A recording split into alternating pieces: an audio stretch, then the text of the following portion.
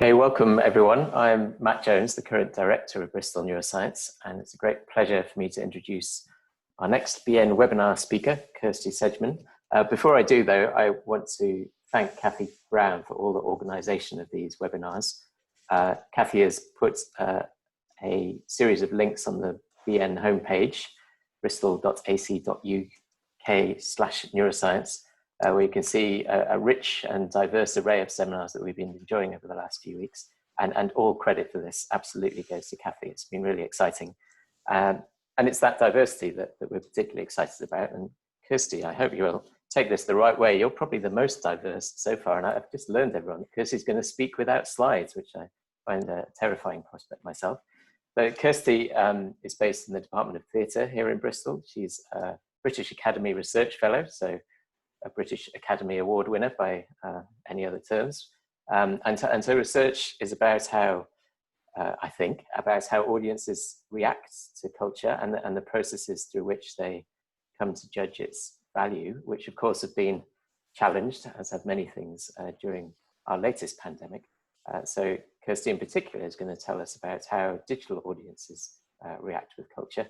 And it sort of reminds me of the theatrical dance that we all undertake when we're giving seminars, which has had to reconfigure rather rapidly over recent times. So Kirsty, thanks again for taking the time to do this for us, for dirtying your otherwise spotless reputation by fraternizing with neuroscientists. And I'm very much looking forward to hearing your message. Thank you. Thank you so much for inviting me. So I'm going to have a go at this without slides, because if you're anything like me, I know that some of you might need to be getting on with other things. For me, it's been a constant listening to seminars whilst child wrangling.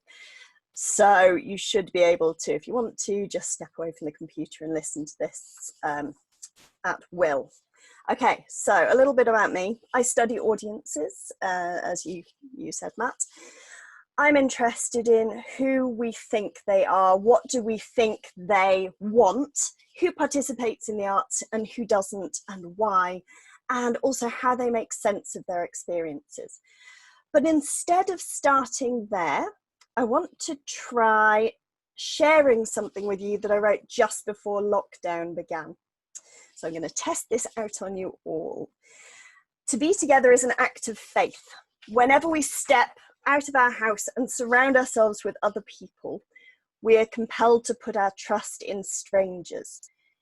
Imagine for a minute looking at the flow of anonymous faces through a coffee shop window. Think about the pleasure of doing a wave in a giant stadium and getting it exactly in sync with everyone else. About the friendly hubbub of a restaurant or the calm silence of a library, those who stream around us at the train station or who sit next to us in hushed pleasure at the theatre, or who manoeuvre their shopping cart around ours. Oh, a wonky wheel. No, please, after you. Imagine being together out there in the world. It's a quietly radical thought. I say radical because in order to be out in the world with other people, we need to have faith in other people. We have to have faith that other people will abide by the same rules as ourselves. Rules of manners, civility, propriety, respect of morals, ethics and law. These are just some of the big words that we've come up with over the centuries to describe the necessary boundaries of our successful coexistence. Not to get too theatre about it, but to be together is like Blanche in Streetcar, to depend on the kindness of strangers, or if not their kindness, then at least their general lack of antagonism. This begins at the very basic level, of course, the hope that other people by and large won't set out to hurt us, that our bus to work will be free from explosives, that our classrooms and our religious congregations won't be disrupted by someone wielding an automatic weapon, that no one is going to cough on us and spread a deadly virus.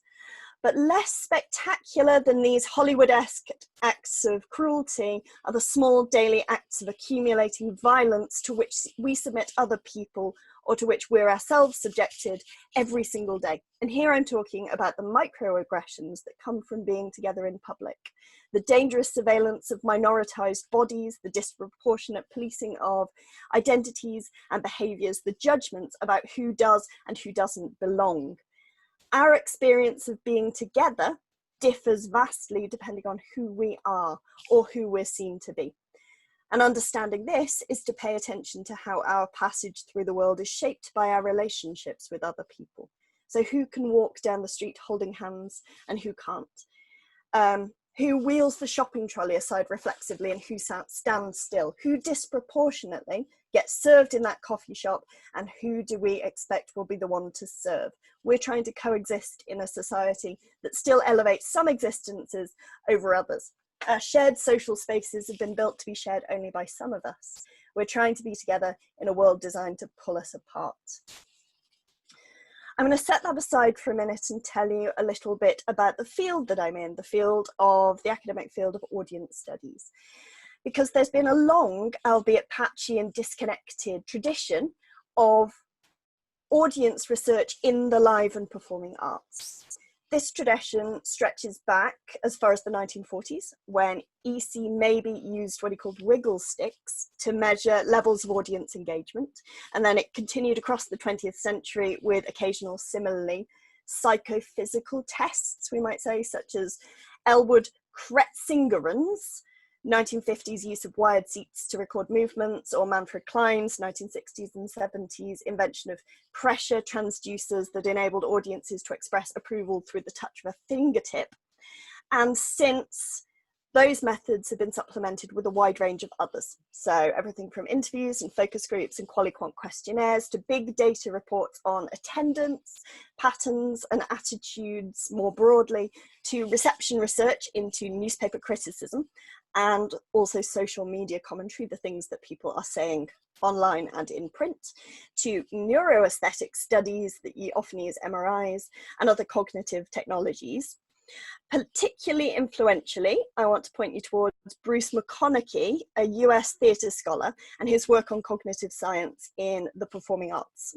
He argued in his book released a few years ago on cognitive science in the theatre that by overturning boundaries between science and the humanities, the cognitive turn can necessarily challenge performance studies' obsession with theorising spectatorship, deciding what audiences obviously thought and felt when they left the theatre. And he said that that tradition made us in danger of positioning ourselves as theatre scholars as the almighty arbiter of experience. So far, so good. No, I have no criticism of any of that, because my work is built on similar foundations. I think that we've been really good at theorising about audiences, deciding what we think that they thought and felt, often extrapolating outwards from our own experience. And we've not been good in theatre studies at understanding the diversity of lived experience that exists within the auditorium. So that's what my work set out to explore. My first book, Locating the Audience, explores how different people found really different kinds of values from experiencing the very first year of National Theatre Wales's work. That's a National Theatre, site-specific located performances, and that was coming into being when I studied it as a PhD student. And in that book, Locating the Audience, I made this argument.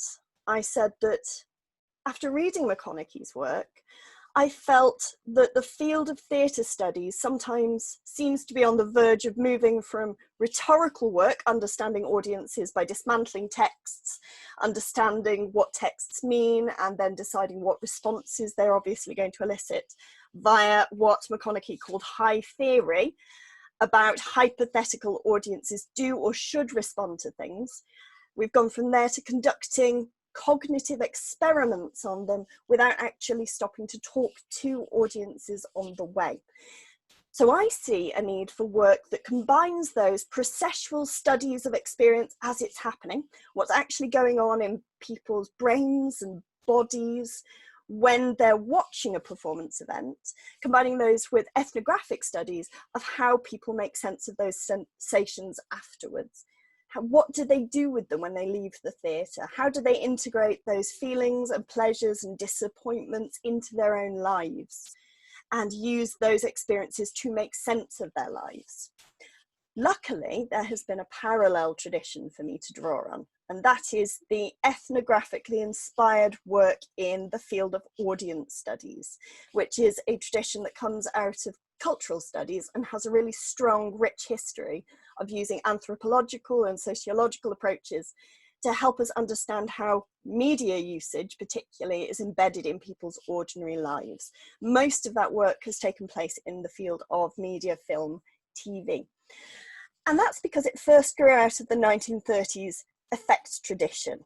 And that was a field of study that saw the new emerging mass media as a threat, a dangerous propagandic force that could be wielded against audiences.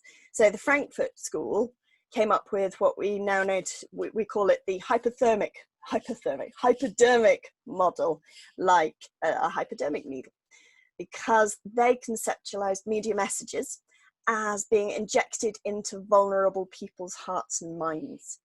But my tradition of audience studies, and the tradition that we know that has come to prominence today, grew up against the effects tradition. So from the 1940s onwards, that was the rise of what we call the uses and gratifications approach, which was interested in understanding how audiences actively make use of the media in their daily lives, which bled into US work on advertising, which was largely designed to understand audiences' gratifications in order to capitalize on them. But then in the 1970s, 80s, a new cultural studies tradition really emerged in the UK, the pinnacle of which was the Birmingham Centre for Cultural Studies, or the CCCS, which was founded by Stuart Hall, etc. And they saw audiences not as passive, vulnerable recipients of media messages, but as active, resistant, meaning-making creatures. And a lot of that work was focused on feminist analyses of romance novel readers and magazines and the pleasures that their users got from them, and also the subcultures of the countercultures of punk and so on. So today, audience studies for me is still, well, it's still predominantly focused on media mass communications fields, but the most interesting studies for me are those that are devoted to understanding how people actually negotiate that tension between the knowledge that culture and the media does have power and influence to shape societal understandings, but also that audiences have power and agency over how they use and how they make sense of culture. So that's where I see my work. I'm bringing the audience studies tradition into the live and performing arts. And if anyone is interested, I can share more information about the groups that I'm part of, like the International Network for Audience Research in the Performing Arts in Leeds, and split between Leeds and Melbourne universities. And also the Centre for Cultural Value at Leeds, which is quite new, coming into formation. So if you're interested in tapping into any of those resources, please let me know and I'll put you in touch.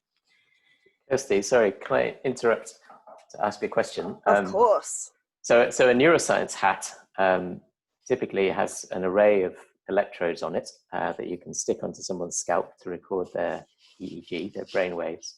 And that's the kind of thing we use in the lab a lot, either during cognitive tasks or during sleep, for example. And it's beginning to find its way into the classroom, for instance. There have been studies of primary school kids who are all sporting these EEG devices that can be used to infer attentional state, for instance. Are they paying attention? Which raises interesting questions about what you do if they're not. But yeah, so has that kind of technology then found its way into, you know, a theatre setting, for instance? So sort of mass recording of brain activity of an audience. It has, yes, and there are some really interesting studies. So there's one off the top of my head in the book Coughing and Clapping, which is about classical music concert goers, that maps, I think in that case it's heart rate rather than brain waves. And of course Bruce McConaughey's work, and in Kent there is the Centre for Neuroaesthetic work, so combining neuroscience, cognitive science with the live and performing arts. What I feel is often missing from some of that work is the deep discursive element, which has come out of audience studies, media, mass communications, cultural studies. And that's my specialism. I study discourse. So there's lots of criticisms of work like this in the impact evaluation field. So just like in academia, the arts too, thanks to those neoliberal funding structures that we also love so much, those require arts organisations and arts practitioners to constantly prove the impact of their work, often in limited quantifiable terms. So capturing discursive data just for the small metrics of success that they can pull out of it. And while I often ask similar kinds of questions, of asking audiences, for example, to rate performances they've seen on a scale of excellent to very poor, crucially, the difference is that I know that those metrics in and by themselves are meaningless, because my excellent might well be your very poor. So my focus is on the discursive manoeuvres that people use to explain their responses. What systems of criteria do they take up in order to articulate why they chose this rather than that? What senses of self and community and identity did they take up? What understandings of place or nation do they mobilize in order to make sense of the things they've seen? And what kinds of knowledge and terminology did they use in order to explain these experiences that we see as ineffable? So how do people reach for words to describe experiences which so often we consider to be indescribable? That's the big question that all my work wrestles with. Okay, and I'm not trying to suggest that a wiggly line from an electrode is any better, but I would hope in the long run, based on the wiggly lines, we could make some predictions about the discourse that would follow. But we're probably not there yet, I guess. And that's where I think what my big hope is, with hopefully things like Ben Walmsley leads Centre for Cultural Value, that is going to bring together an absolutely disconnected field. We have been too concerned with methodological hierarchization in audience research in the live and performing arts, and we're doing bits of research in our own pockets using our discrete methodologies. My interest is in what happens if we were to pattern those methodologies and develop a study that uses neuroaesthetic brainwave measuring tech to understand what's happening to audiences in the moment, but then to talk to them afterwards about what they were thinking and feeling and what they've done with those thoughts and feelings since. And I think that that's been the crucially missing element, that connected thinking. We've been so keen to say, no, my methods are better than yours.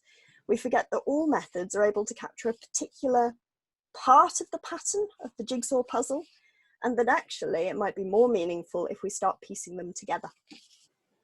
Agreed, thank you. So all my work re-envisions value not as, I think one of the big problems with the impact agenda is that it's encouraged us to think about value as if it's an end point, something that's fixed and finite that people carry away with them when they leave the event. But actually we all know that value is a process. It's a process of finding meaning, of making sense. And it's one that continues long after audiences leave, maybe disconnect from the cap, take all the sensors off. And it's continuing afterwards. So I wrote in an article recently, whether we're talking Brecht or Brexit, it's always astounding to me to see how different people can watch the same event unfold and come to such radically different conclusions about what it means. And for me, theatre is an art form that invites people into a particular space together, most of the time, under usual circumstances, to join in an experience that's individual but also collective. So theatre could actually be the ideal laboratory for understanding that process, that meaning-making process in action, for capturing a sense of what people are going through in that space, but also when they leave it, when they disperse.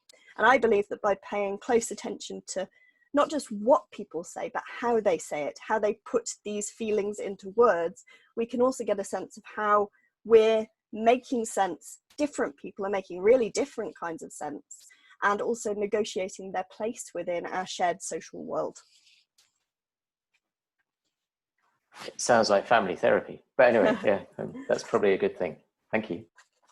But obviously I'm here to talk about that shift that we're all going through now, from the live to the digital. So what might my work add to these really current conversations. So I've said already that I see value as a process. That's what my work's all about, understanding that process in action through studying discourse in action.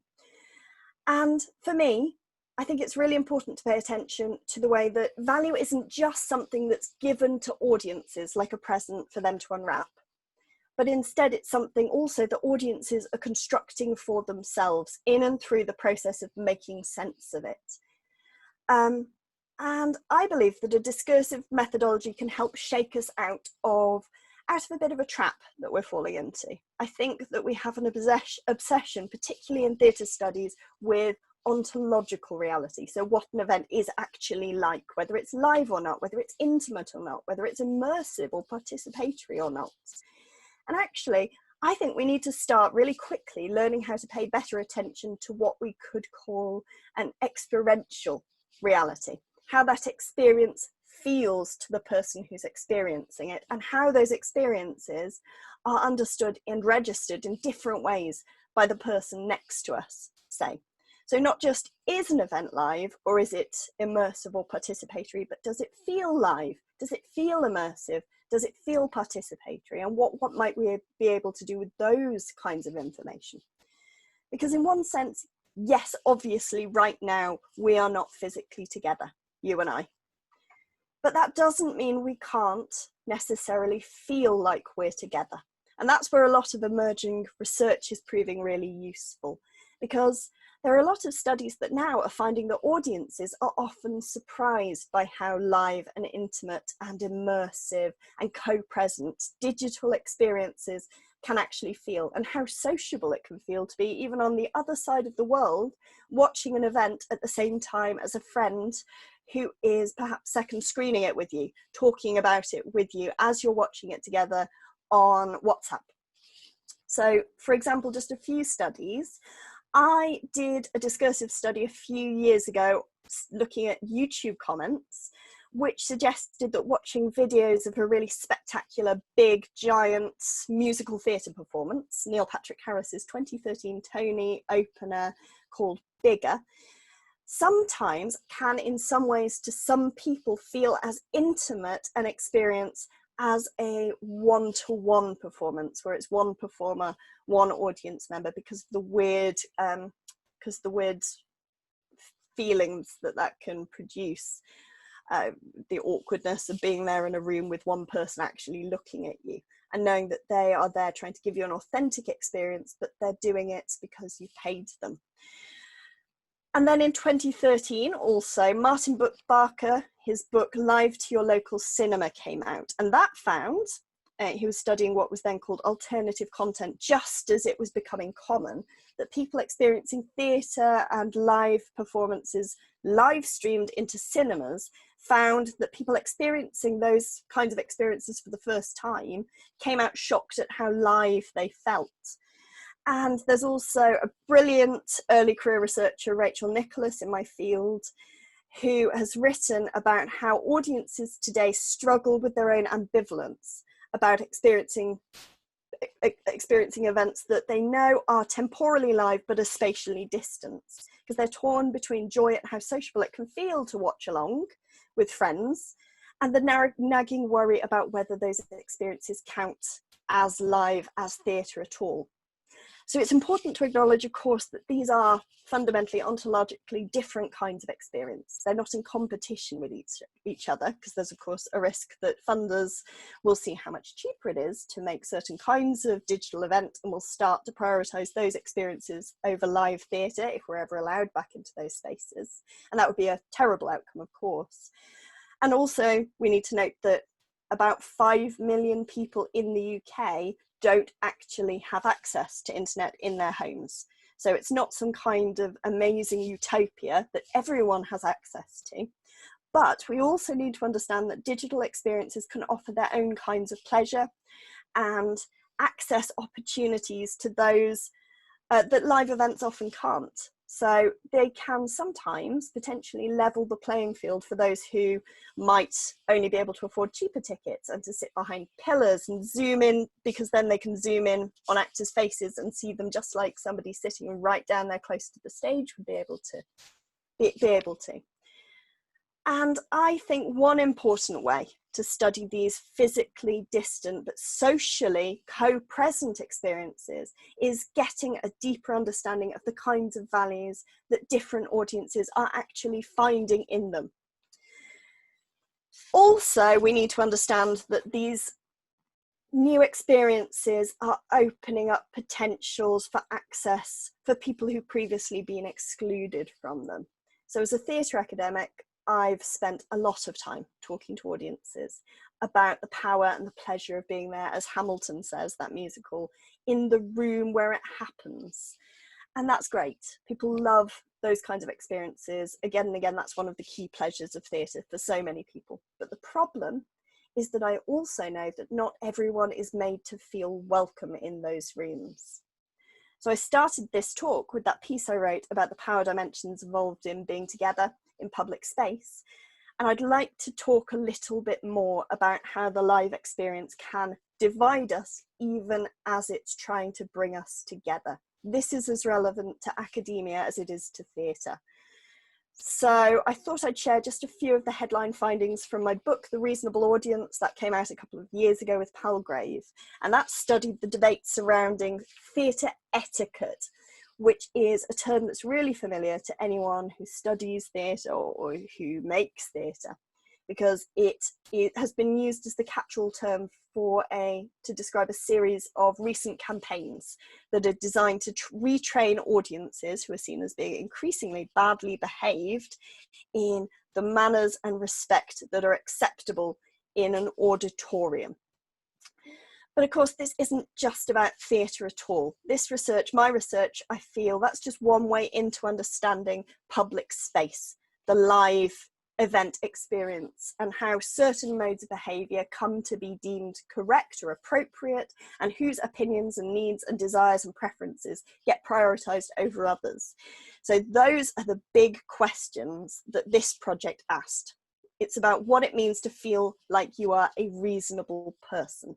And I could, but I won't because I don't have time, go into the underpinning discourse around the reasonable person construct in law and what it means to feel like you are reasonable or to appear reasonable, and how the seemingly objective reasonable person, who's meant to be neutral, a neutral figure, is actually, as so many legal scholars are beginning to tell us, steeped in social bias that is unacknowledged. So those are some of the underpinning questions that went into my calling the book The Reasonable Audience, which I'll be happy to answer questions on later. The name of the researcher who has written about audiences struggling with their own ambivalence, that is Rachel Nicholas. She has just graduated with her PhD from Roehampton. Amazing work, which she hasn't published yet, but I'm sure if you get in touch with her, she would be more than happy to talk to you about it. So when I started this research, I was interested in that term theatre etiquette itself, which I found had been rarely used prior to the 2000s, and there had been a sharp increase between 2000 and then now in news articles using that term. And there's no coincidence, I think, that the use of that term theatre etiquette and the worries about audience behaviour in the theatre have coincided with a rise in what we call widening participation initiatives, designed specifically to increase theatre's appeal, to break old associations of elitism. And here we're talking about things like the inclusion of populist forms like jukebox musicals, and also celebrity casting, and a whole range of ways designed to widen the quite narrow spread of who traditionally attends the theatre. What happens with these kinds of events, I found, is that experiences are being sold as a fun day out or a fun night out. But then when audiences arrive, they're told that your idea of fun is not the correct one. Have fun, but not too much. Or you can have fun, but in our ways, but not your ways. And this has led to traditional audiences whom we know from a plethora of data sets are overwhelmingly older and white and economically privileged. Those people are starting to push back. Hence the weekly onslaught of think pieces in the traditional press claiming that audiences are increasingly rude and disrespectful. So, for example, Anne Treneman, 2015 in The Times, wrote a piece called "I've Had It With Rude Audiences," Richard Jordan, 2016, in The Stage, somebody had the audacity to eat a KFC bucket during the interval near him, and that led him to write a piece called "Is This the Worst West End Audience Ever?" And Michael Riddell, on the other side of the pond, 2017, in the New York Post, actors say rude audiences are destroying Broadway. Countless really delightfully publicized moments where actors are recorded snatching phones out of people's hands or telling off people who are talking and refusing to continue the show until they're quiet. But my research was interested in audience-led campaigns to make audiences behave better. So I analysed a range of online theatre etiquette articles, 100 of them. I performed corpus linguistics analysis on them, looking at those written both by audience members themselves, so example on their own blogs, and also on theatre's venue policy web pages. I was interested in the sense of morality that underpins these campaigns for better behaviour. Where are the lines being drawn? What separates good audiencing from bad? And I said earlier that my focus is on audience discourse, how people put things into words. I'm interested in the rhetorical power of language use. So I thought it would be useful to see a little bit about what that actually means for me. Strikingly, 82% of the 100 articles I analysed framed their own behavioural preferences as direct instructions to an imagined audience. So they used imperatives or the antithesis to that is prohibitives, like do and do not, you should not. So for example, one person said, mobile phones are one area where theatre rules are pretty strict. Keep it switched off, or at the very least on silent. No vibrate. Yes, Matt, as you said, the rise of smartphones has been a massive catalyst in this theatre etiquette debate. So if I had slides, I would have liked to show you the corpus linguistic coding that I did on which categories of bad behaviour caused the most ire. Far and away, it was technology in the theatre. Other people said you think things like you should not eat or drink during a performance. Do it before the show or during the interval. That's what the interval's for. Or another one, rule 8, don't have a top bun. But even those 18 articles that didn't use direct imperatives or prohibitives still framed their advice as implicit instructions. So for example, one piece they told a long story about a woman wearing a nylon coat in the theatre that crinkled as she sat down. Nylon in the theatre? Surely not. And then she unwrapped sweets, and then she whispered to her partner. And here I think the prohibitives are absolutely implied. Don't do this. Do these things. This is good. Don't do these things. They are bad. Don't be this person. And repeatedly, I found references being made again and again to the obviousness of good behaviour. So phrases like, yes, this should be common sense, or I think we can all agree that, or one person even called these rules the blatantly obvious boundaries of behaviour. But how obvious are these dictates actually? How common is common sense? Because what I found is that while these theatre etiquette campaigners all fervently believed that audiences were behaving badly, worse and worse as the years have gone on, in need of retraining in better behaviour, precisely where they drew that line between good and bad, right and wrong, acceptable and unacceptable, actually differed, sometimes quite widely from person to person. So back to mobile phones then. Some people said that obviously putting them on silent was okay. Other people said absolutely not. Obviously they had to be turned off completely. Some people said don't consume anything when you're in the auditorium. And others said that quiet snacks are obviously okay. Otherwise, direct quote, you may as well tape everyone's mouths shut. Some people said that you can wear whatever you feel comfortable in, even rock up in flip-flops if you like, because obviously those old traditional dress codes are now stuffy and out of date.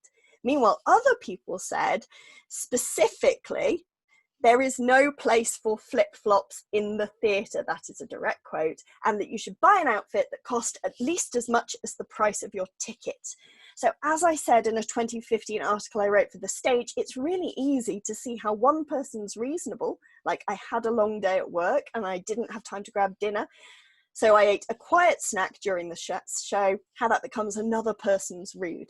My research was interested in how a reasonable solution for one author gets rejected by another as completely, clearly unacceptable, but the rhetoric used by everyone, it is totally unacceptable, it is ridiculous, suggests that everyone thinks their own moral stance is unquestionably correct. And more problematically, of course, what gets ignored here so often is the potential for reasonable exceptions. For example, the most vicious complaints were, of course, levied at those who use their phone in theatre. They shouldn't do it at all. It's completely unreasonable to use theatre. There are no exceptions. Okay then, what about the doctor on call? What about the person with an ill family member who only feels able to come out and have a nice night off if they keep their phone on silent just in case of an emergency? What about them? Okay, well then some people say that, well, sadly, that is only temporary. If you're on call or if you have somebody ill, then regretfully, for the sake of everybody else's experience, stay at home anyway and don't risk spoiling. So for the good of the many, your sacrifice yours is a reasonable sacrifice. All right then, what about the person with hypoglycemia who uses their smartphone to keep track of their blood sugar levels and wouldn't be able to go otherwise? What about the person whose persistent cough isn't a temporary cold but is actually due to an ongoing medical condition? What about those? Are they to be excluded permanently for the good of everybody else? And why do we think that is reasonable? Alison, as you say, you gave up going to live theatre and even cinema one trying to cope with the audience attitude to my youngest child with ADHD and Asperger's. So why do people with ADHD have to be ostracised and unable to take part in these public experiences? These things are meant to be for the good of the public. Then why is so much of the public implicitly or explicitly excluded? Is that really reasonable? But at the heart of all of this, there is a reasonable justification. It's just a case of manners and respect. Those words came up, as you might imagine, again and again. It's just about the need to be considerate of other people, to build that shared communal experience for the good of all. And in my book, I explore that in great depth. I don't have time to do so here. But in brief, manners and respect are not neutral. They land differently on different bodies and on different subjects, and there is a real core of power in assuming that your version of respect is the reasonable one, and that others' needs and preferences are unreasonable. They're selfish, they're disrespectful, they're rude. But here it's important to note what I'm not saying, absolutely not. I am not saying that audiences from marginalised communities are less able necessarily to abide by manners or perform respect in those ways. We do need to pay attention to those with non-normative experiences, those with neurodivergences, those with disabilities.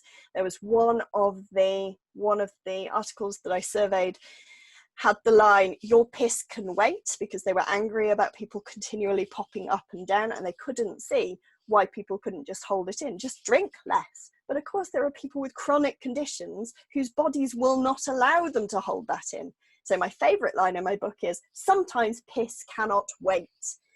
But the real problem is that it tends to be working class audiences, young audiences, and also audiences of colour, especially where those identities overlap, who tend to be hit with accusations of being disrespectful, who tend to be disproportionately surveilled and watched and judged and policed, even if their behaviour is exactly the same as the white, older, normative bodied person next to them. And through writing that book, I got a chance to hear from so many people who've been excluded from the live experience. People with neurodiversities, with physical disabilities, people with caring responsibilities like myself, audiences from marginalised communities who are made to feel that they don't belong before they even step inside. I've got 2 young kids at home, 5 and 2, and I have been able to attend more conference events now than I've ever had before. Digital events then potentially offer an opportunity to invite people into those temporary communities and into those spaces where they have historically being often shut out. And this has consequences, of course, way beyond theatre. We can see these discourses of reasonableness playing out in every aspect of our shared social life together, from whether or not it's acceptable for women to put on makeup on trains, surprisingly common. In fact, a BBC article a couple of years ago found that that was one of commuters' pet peeves, women putting on makeup, to irritation about children in restaurants or at conferences, to people of colour getting literally arrested every year for cheering too loudly at their children's graduations. Arts venues, and the arts more generally, are just a microcosm for understanding how dynamics of power and privilege are playing out at every aspect in public life. There's a question. Do theatre and other live experiences need to be designed differently to make the experience for all better or less vulnerable to petty distractions? Well, that is a debate that is currently raging. So there is an amazing disability advocate and performer called Jess Thom, Thom, whose campaign Tourette's Hero has been extraordinarily influential. Her campaign is for relaxed performances. So all the performances that she, as somebody with Tourette's, does are what she calls relaxed, which means that people can come and go throughout. The lights on the auditorium are slightly raised. You can bring kids in. You can do what you need to do. And that was sparked, she said, she wrote this brilliant blog post on the Tourette's Hero blog, by about a moment where she went to see a performer, and she corresponded with him beforehand. She was really excited to see this performance. This one man, I think it was actually a kind of comedy talk lecture. She told him what was happening. She told him that she had physical and verbal tics that involved hitting her chest, and she says the word biscuit a lot. And she told him he had warned the audience beforehand. He was comfortable with her being there. He'd shared who she was and why she was there and told them to make her feel welcome. And people still complained, which led to the venue asking her to sit in the sound booth at the interval to watch the second half of the show. And she talks really movingly about sitting there crying, feeling like she didn't belong. So then she launched her career as a performer because she said, well, on stage, it's the only place they can't ask me to leave. So that's why I call my book The Reasonable Audience, because that theatre, by the tenets of the law, would be making reasonable adjustments. That's the term that they use in disability law. Reasonable adjustments. Please sit in the sound booth. And from the perspective of an abled person, of course, that might seem like a reasonable compromise. The rest of the audience isn't being distracted. You're still able to see the show. But Jess Thom's blog just shows us how that moment caused unreasonable suffering and pain. So my question is, who gets to decide what counts as reasonable and what doesn't? Who gets to make those decisions? Matt, were you looking to step in? Because I think I just talked over. No, we've only just got to 2:45, so I wasn't about to squash you. Right, shall I make my concluding points then? I'll see if I convinced you at all. Yeah, thank you. Because the really important thing that I'm trying to say here is not that we should throw out the rules altogether, of course not. There needs to be a line, of course, between appropriate and inappropriate behaviour. I'm not suggesting that anyone should be able to do whatever they want at any point with no consequences. But what we do need to think really carefully and critically about is where that line gets drawn, how its boundary gets determined, and who gets to define, maintain, and police those lines. So my question is, who do live events privilege and whom do they disadvantage? Whose preferences are being prioritised if we're insisting on going back to normal, where we all collect in a room to watch people like me stand up and talk to you, and whose needs and preferences get considered unreasonable?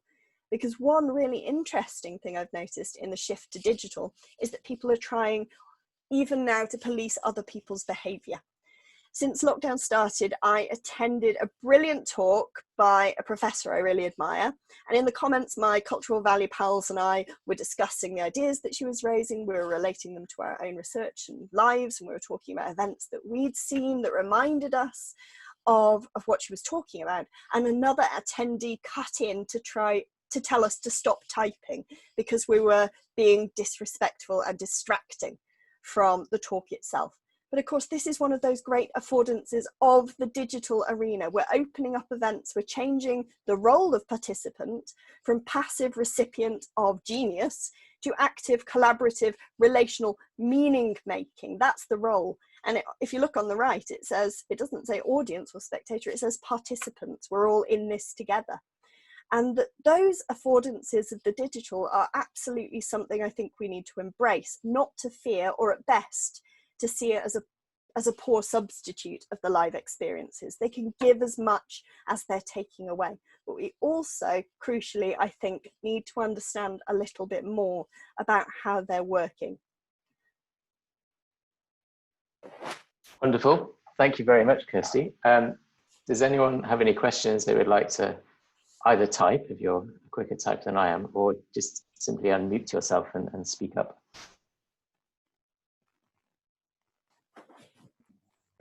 For my part, that was very thought-provoking. Thank you, and I like your portrayal of as theatre as a microcosm.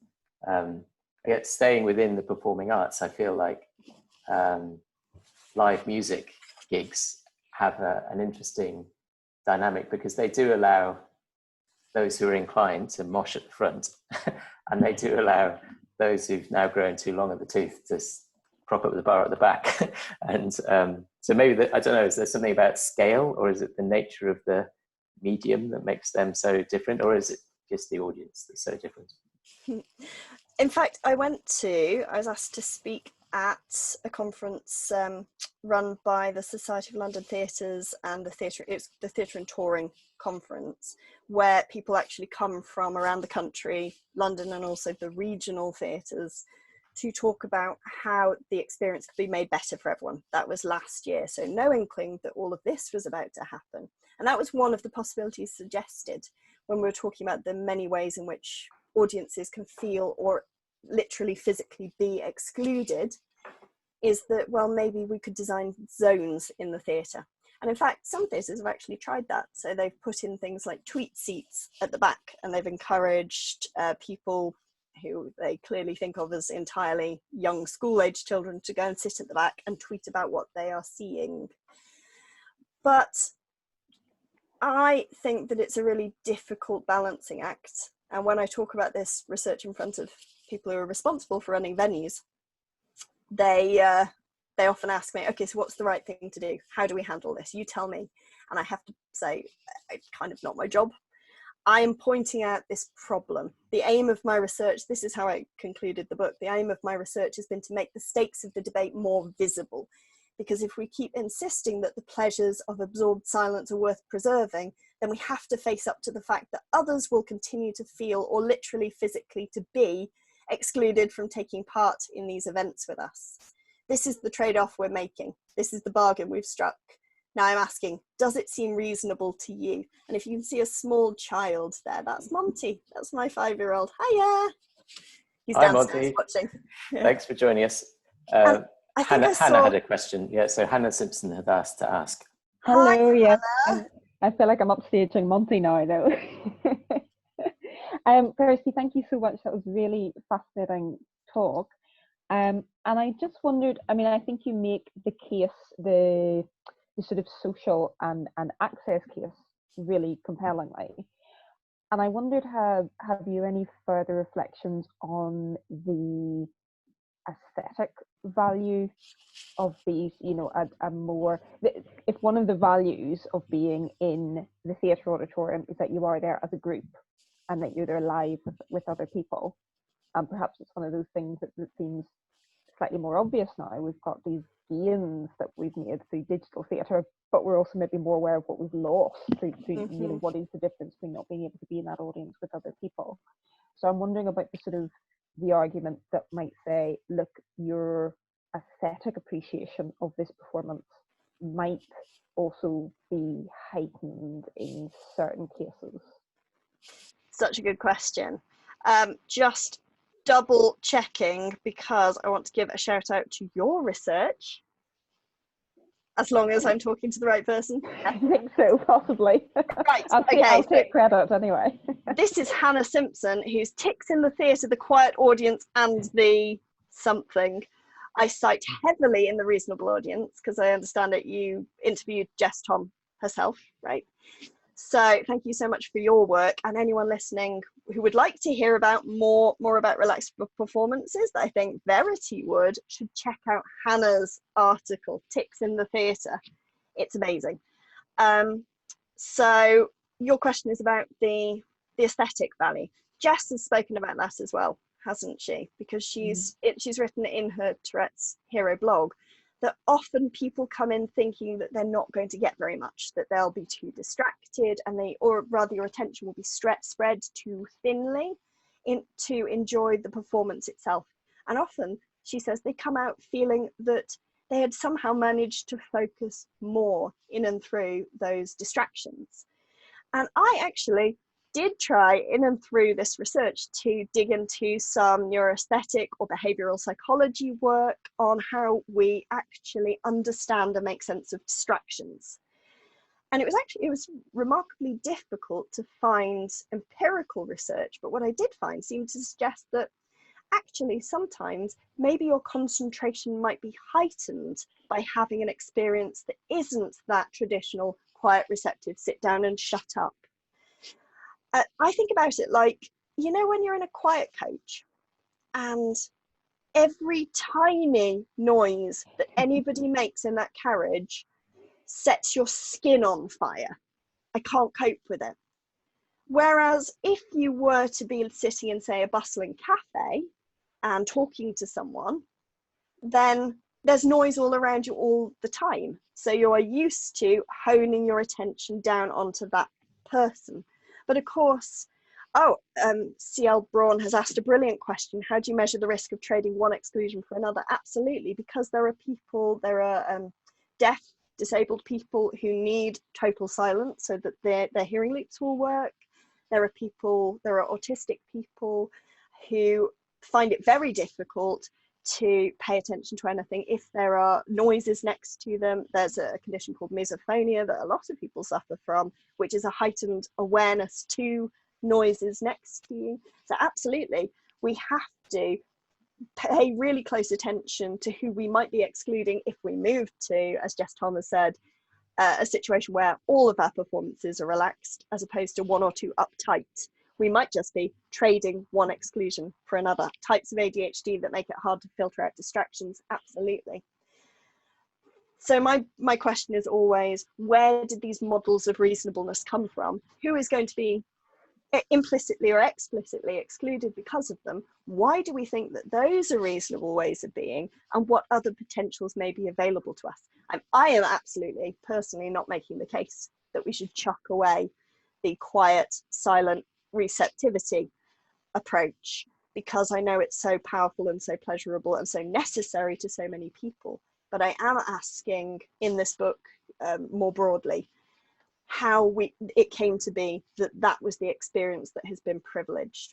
And I didn't get a chance to say that in this talk, but it's from the 19th century. It was a deliberate, coordinated campaign to retrain audiences into a newly approved mode of behaviour that was about, Matthew Arnold called it the culture and anarchy. It's the culture and civilization movement. Massive sudden industrialization led to migration to urban centres. Suddenly strict societal hierarchies began to break down.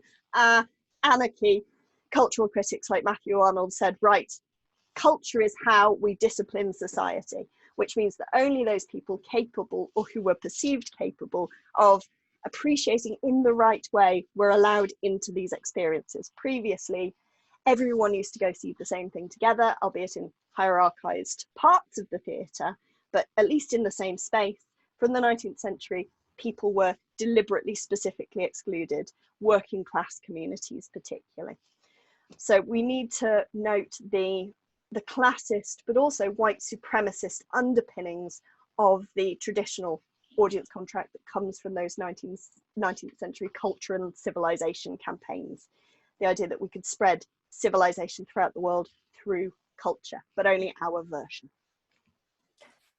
On that cheerful note, sorry to interrupt, but we just have a couple of minutes because we have to surrender the Zoom account at 3 o'clock. There is a question from Joel asking how this is affected your experience as presenter? Is it different or harder for you? Presenting online? Well, I mean, at least it's now 3 o'clock. So I would now be thinking about how to rush back in time to pick up my 5-year-old, hi Monty, from school. I don't have to do that at least. But there is a risk at any moment that either one or both of them could bust in, and I could be that BBC person meme. But I'm aware of that.